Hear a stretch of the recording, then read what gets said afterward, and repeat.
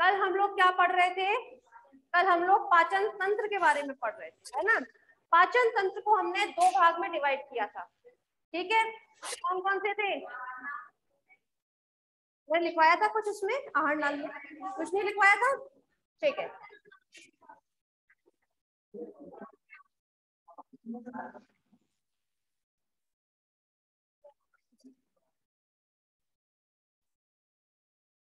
और पाचन तंत्र का डायग्राम नहीं बनवाया था आप लोगों के?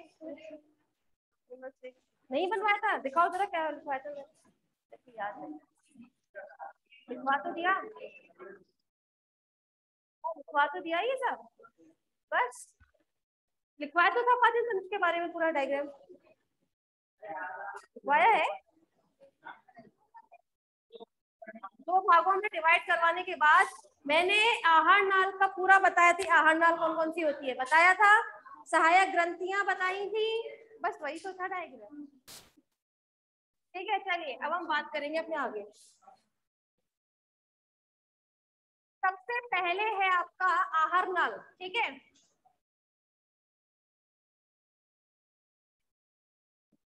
आहार नाल में सबसे पहले मुख आता है, ठीक है। मुख, जिसमें ये हमारे दो होंठ से मिलकर बना हुआ होता है। इसके अंदर की तरफ क्या खुलता है? ये हमारा मुख गुहा, ये मुख गुहा होती है ना, बक्कल कैविटी। तो बक्कल कैविटी और ग्रसनी, ठीक है, बक्कल कैविटी और ग्रसनी को हम लोग एक ही नाम दे देते हैं ना कभी कभी, बक्कोफेरेंजियल कैविटी। जैसे हमने हिंदी में कुछ लिखवाया था आप लोगों को, इंग्लिश में लिखवाया था बस, अच्छा।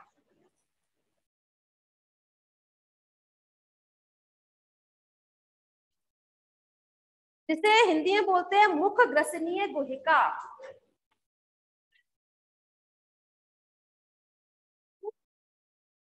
ग्रसनी गुहिका, बक्कोफेरेंजियल कैविटी, ठीक है। बक्कोफेरेंजियल कैविटी समझ में आ रही है? ये रही आपकी बक्कल कैविटी, ठीक है। ये होती है बक्कल कैविटी, यहाँ पे फेरिंग्स उपस्थित होता है, जिसको हम क्या बोल देते हैं? मुख ग्रसनी गुहिका, ठीक है। इसमें क्या क्या चीज उपस्थित होते हैं आपके? दांत, है ना, जीभ, है ना। जीभ का बेसिकली पाचन तंत्र में कुछ बहुत इंपॉर्टेंट रोल नहीं रहता है, सिर्फ हमारे फूड स्टफ को, भोजन को इधर से उधर इस तरह पलटने का काम करती है, और कुछ भी पाचन तंत्र में उसका कोई भी रोल नहीं होता। दूसरी खास बात, दांत जो है, ठीक है, ये भोजन को चबाने का काम करते हैं। किसका काम करते हैं? चबाने का। चबाकर ये भोजन को छोटे छोटे टुकड़ों में तोड़ देते हैं। ये छोटे छोटे दांतों द्वारा भोजन को छोटे छोटे टुकड़ों में तोड़ने की जो प्रक्रिया होती है, ये होती है एक्चुअली यांत्रिक विधि। कैसी होती है? यांत्रिक विधि, मतलब किसी एक मशीन के द्वारा ये टूट रहा है ना भोजन, मशीन क्या है? हमारे दांत है, ठीक है। तो यांत्रिक विधि से आपके दांत जो है भोजन को चबाते हैं, उसको छोटे टुकड़ों में तोड़ देते हैं। साथ में हमारे गुहा में यहाँ पर क्या उपस्थित होती है? लार ग्रंथियां होती है ना। नमस्ते, नमस्ते। लार ग्रंथियां जो है उनमें क्या उपस्थित होते हैं? एंजाइम, ठीक है। एंजाइम्स उपस्थित होते हैं इनमें। अब ये एंजाइम्स जो है वो क्या काम करते हैं? सेकेंड ईयर बैठ जाइए आप लोग, फैन ऑन नहीं होंगे, लाइट का थोड़ा प्रॉब्लम चल रहा है, ठीक है। तो इन्वर्टर से सकती, बैठ लीजिए आप और जल्दी से सेटल डाउन होइए। देखिए, लार ग्रंथियों में क्या उपस्थित होते हैं? एंजाइम उपस्थित होते हैं। ये एंजाइम हमारे भोजन में मिलकर किस विधि से उसको पचाने का काम करते हैं? तो ये पचाते हैं आपके रासायनिक विधि के द्वारा। भाई आप लोग ये तो जानते हैं ना, हमारी जो लाल ग्रंथि होती है उसमें कौन सा एक मेन एंजाइम होता है जो भोजन को पचाने का काम करता है? टाइलिन, टाइलिन, है ना। कल सभी ने स्टूडेंट्स ने बुक निकाल दी ना? 12th क्लास के कितने स्टूडेंट्स ने बुक निकाली है? हाथ खड़ा करें। निकाली? वेरी गुड, गुड, वाकई में निकाल लीजिए, ठीक है, काम आएगी आप लोगों की। चलिए, लार ग्रंथियां हैं हमारी, ठीक। लार ग्रंथियां भोज्य पदार्थों पर रासायनिक विधि के द्वारा क्या काम करती हैं, उसको पचाने का काम करती हैं, ठीक है। और पाचक एंजाइम कौन सा उपस्थित होता है हमारी लार में, तो होता है टाइलिन। कौन सा, टाइलिन। इस चीज को रट लीजिएगा, टाइलिन कहाँ उपस्थित होता है, लार में, ठीक है। चलिए अब हम लोग बात कर लेते हैं हमारी लार ग्रंथियों के बारे में। तो लार ग्रंथियां कितनी होती हैं एक मनुष्य में, कितनी होती हैं,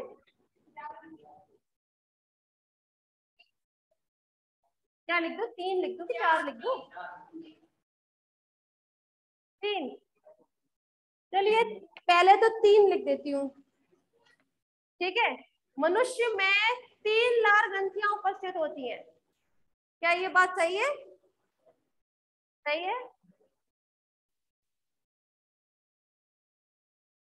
देखिए अंतर है, क्या अंतर है, पहली बात बिल्कुल सही बात है, मनुष्यों में 3 तो होती हैं लेकिन 3 नहीं, 3 जोड़ी होती है।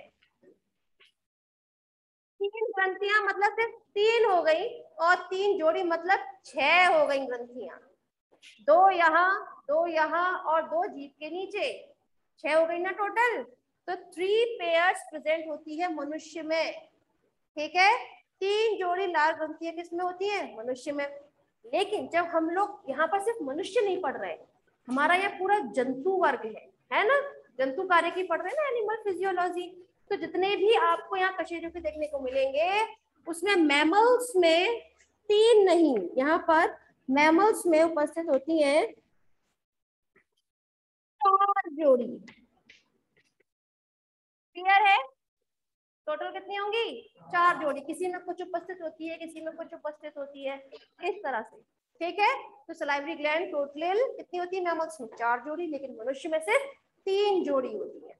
समझ में आ रही है बात, लिखना है लिखिए, फिर डायग्राम बनाते हैं।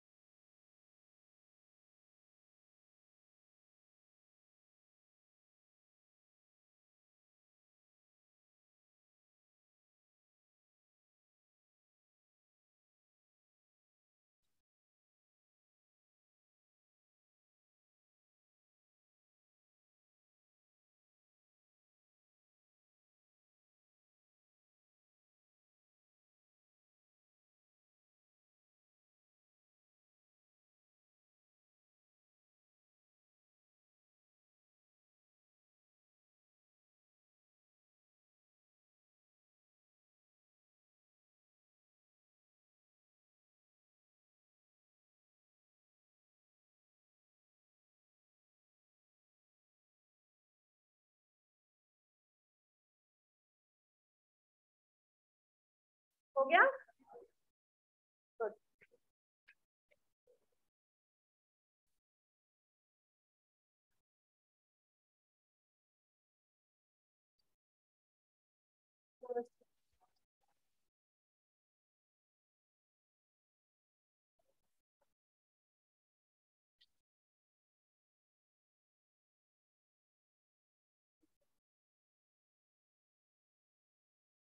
अगर हम लोग बात करें क्लास, तो हम लोग एक दिन में कितना सलाइवा मतलब कितनी लार स्रावित कर देते हैं एक दिन में,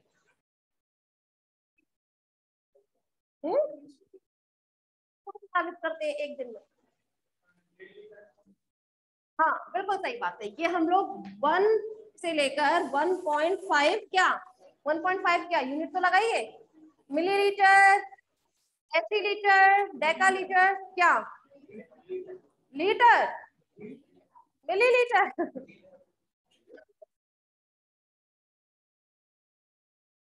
1 से 1.5 लीटर तक हम लोग सलाइवा डेली, एक दिन में, ठीक है। 24 घंटे में हम लोग स्रावित कर देते हैं, ठीक है। इतने लीटर, मिलीलीटर डेका लीटर नहीं है, सिर्फ लीटर है, ठीक है। चलिए इसका डायग्राम बनाइए आप लोग क्लास।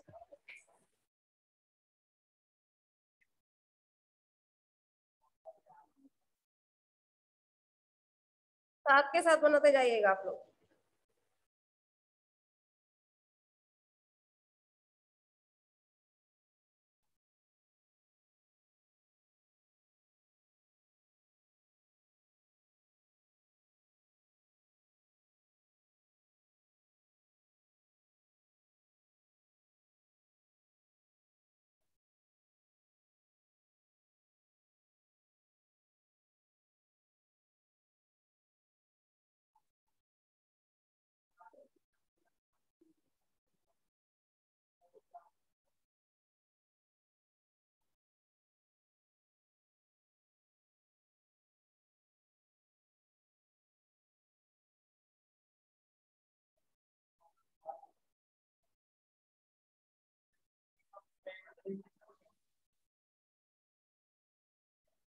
सेकेंड ईयर, आवाज बहुत ज्यादा आ रही है, शांत रखिए।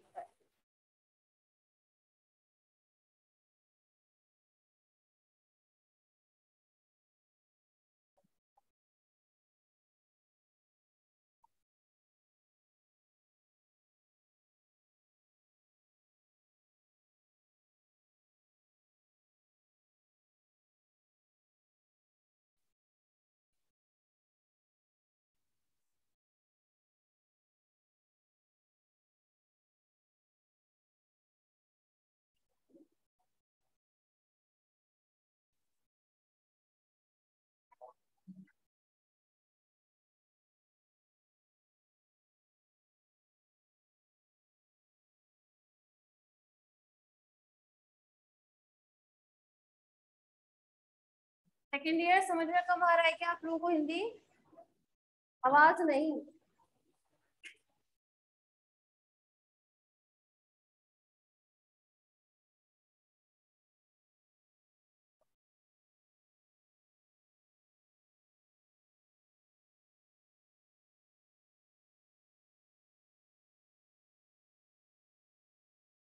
लेबलिंग क्या हिंदी में करनी है?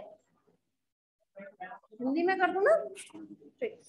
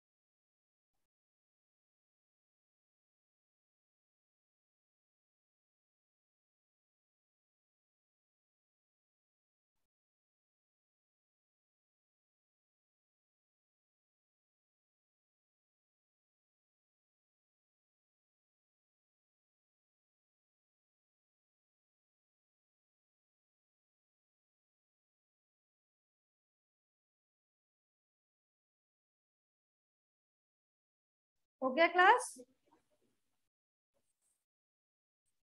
हो जाए तो बताइएगा, जल्दी जल्दी बना।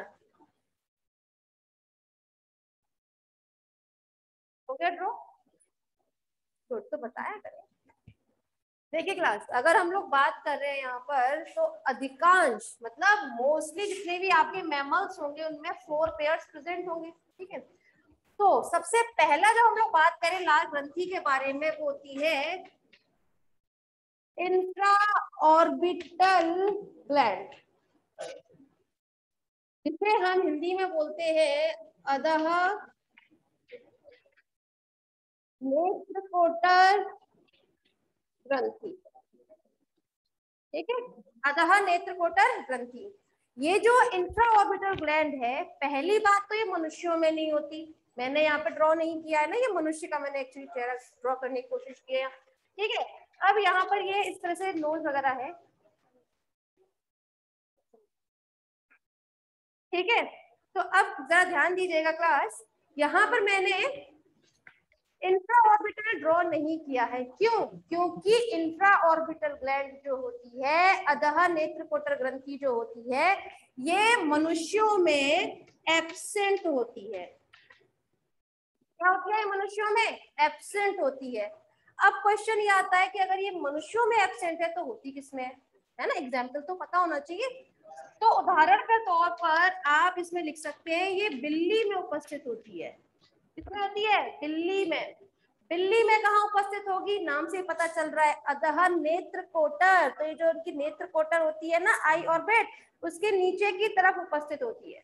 ठीक है, जो जाकर सीधे कहाँ होती है? पीछे की तरफ। मोलर टीथ होते हैं। मोलर 4 प्रकार के टीथ होते हैं, जानते हैं? इंसीजर, कैनाइन, प्रीमोलर और पीछे की तरफ मोलर, है ना? चबाने वाले जो होते हैं सबसे पीछे वाले मोलर। ठीक है, वहां जाकर कैट में क्या होती है? ग्रंथि जाकर खुलती है। नेत्र कोटर वाली बात कर रहे हैं हम, समझ में आई? तो अधः नेत्र कोटर ग्रंथि जो है, ये नेत्र कोटर के नीचे की तरफ उपस्थित होती है और बिल्लियों में कहा जाकर खुलेगी? यहाँ मोलर के पीछे की तरफ। क्लियर है? कोई दिक्कत नहीं। नेक्स्ट है आपकी सेकंड नंबर पर उपकर्ण ग्रंथि। नाम से ही पता चल रहा है, उपकर्ण मतलब कर्ण माने कान। ये हमारे एक्सटर्नल ईयर जो होते हैं, इसके नीचे की तरफ उपस्थित होती है, इस जगह कुछ। ठीक है, एक्स यहाँ होगी, ये एक्सटर्नल ईयर के नीचे। ठीक है, उपकर्ण ग्रंथि कहाँ होगी? ये कर्ण के नीचे की तरफ। और कहाँ जाकर खुलेगी? ये खुलती है, हमारे इंसीजर टीथ होते हैं ना। कौन से वाले इंसीजर? 2 होते हैं, ऊपर वाले भी और नीचे वाले भी। तो ये उपकर्ण ग्रंथि जो है, ये इंसीजर, ऊपर वाले जो इंसीजर होते हैं वहां जाकर खुलती। क्लियर? कोई परेशानी नहीं। लेकिन इसमें से एक डक्ट निकलती है, ये देख रहे हैं आप, स्टेंसन डक्ट या डक्ट ऑफ स्टेंसन। इसे हिंदी में बोला जाता है स्टेंस नलिका। ठीक है, तो स्टेंस नलिका के माध्यम से ये आगे जाकर कहाँ खुलेगी? ये इंसीजर टीथ के यहाँ। ठीक है, समझ में आया? इंसीजर टीथ के पीछे की तरफ क्या जाकर खुलती है? स्टेंस नलिका। ठीक है, नेक्स्ट है आपका अधः मैंडिबलीय ग्रंथि, यानी कि सब मैंडिबुलर ग्लैंड, या किसी किसी बुक में आपको सब मैक्सिलरी ग्लैंड के नाम से भी देखने को मिलेगी। ठीक है ना? कहाँ देखने के लिए मिलेगी? सब मैक्सिलरी, कंफ्यूज नहीं होना है, एक ही चीज है। तो ये जो सब मैंडिबुलर ग्लैंड जो है, नाम से ही पता चल रहा है ये कहाँ पर उपस्थित होगी? हमारा जो नीचे जो जबड़ा होता है ना, है ना, नीचे के जबड़े के पीछे की तरफ ये उपस्थित होती है। क्लियर है? नीचे के जबड़े की तरफ ये उपस्थित होती है। ये भी आपके इंसीजर टीथ में ही जाकर खुलती है। इसमें से भी एक नलिका निकल रही है, जिसको हम क्या बोलते हैं? वॉटसन नलिका, है ना? या फिर इसको हम डक्ट ऑफ वॉटन भी बोलते हैं। तो ये वॉटन नलिका जो है, ये कहाँ जाकर खुलेगी? नीचे वाले जो इंसीजर टीथ होते हैं हमारे, उसके पीछे की तरफ। ठीक है, तो सलाइवा हमारा कहाँ निकलेगा फिर? इंसीजर टीथ के उसमें। समझ में आया? फिर अपनी बात को रिपीट करती हूँ, उपकर्ण ग्रंथि जो है ये इंसीजर में तो है, बट ऊपर वाले इंसीजर में खुल रही है। ठीक है, और आपकी जो सब मैंडिबल ग्रंथि है वो कहाँ खुल रही है? नीचे वाले इंसीजर की तरफ। क्लियर है? ये हो गई आपकी थर्ड नंबर की ग्रंथि। ठीक, फोर्थ होती है आपकी अधः जिह्वा, जिसे हिंदी में बोलते हैं सबलिंगुअल ग्लैंड। ठीक है, नाम से ही पता चल रही है कहाँ उपस्थित होगी, जीभ के नीचे। भाई जिह्वा लिखा हुआ है ऑलरेडी, जिह्वा माने क्या होता है, जीभ होती है, तो कहाँ उपस्थित होती है, जीभ के नीचे की तरफ। मैं हमेशा जब भी आप लोगों को बता रही हूँ तो 2 उंगलियों से बता रही हूँ, या तो इस तरह से, इस तरह से, यही बात चल रहा है ना। क्यों, क्योंकि मुझे यह पेयर शो करना है आप लोगों को, जोड़ी में उपस्थित है, एक जोड़ी, दूसरी जोड़ी, इस तरह, ठीक है ना। तो ये जोड़ी में बताया जा रहा है आप लोगों को। तो अधः जिह्वा कहाँ उपस्थित होती है, आपके जीभ के नीचे की तरफ उपस्थित होगी। लेकिन हाँ, इसमें से कोई ऐसी कोई स्पेशल टाइप की डक्ट नहीं निकलती है, ये डायरेक्ट आपके बहुत छोटे छोटे पार्ट्स में से ही बाहर सलाइवा निकलता है। आपके मुंह में ज्यादातर पानी आ जाता है ना, वो इसी की वजह से आ जाता है। ये दिक्कत क्लियर है, समझ में आया, डायग्राम क्लियर हो रहा है क्लास, गुड। तो चलिए इस पर नंबर डाल लीजिएगा, बस नंबरिंग कर लीजिएगा। फर्स्ट नंबर पर अधः नेत्रकोटर ग्रंथि लिख लीजिएगा, फिर बताती हूँ क्या लिखना है। मनुष्यों में अनुपस्थित लिखना और बिल्लियों में उपस्थित, ठीक है। सब मैंडिबुलर ग्लैंड जो है ये आपके हॉर्स में एब्सेंट, ऐसे लिख देना।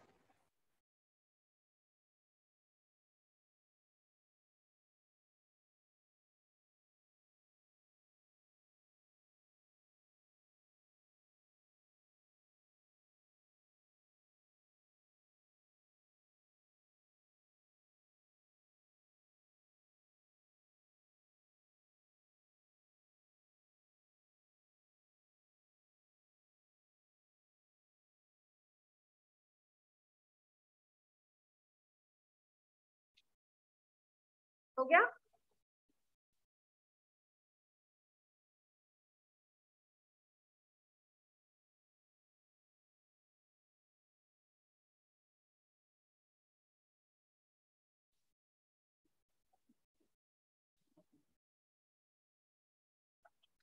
लिख लिया ना, टाइम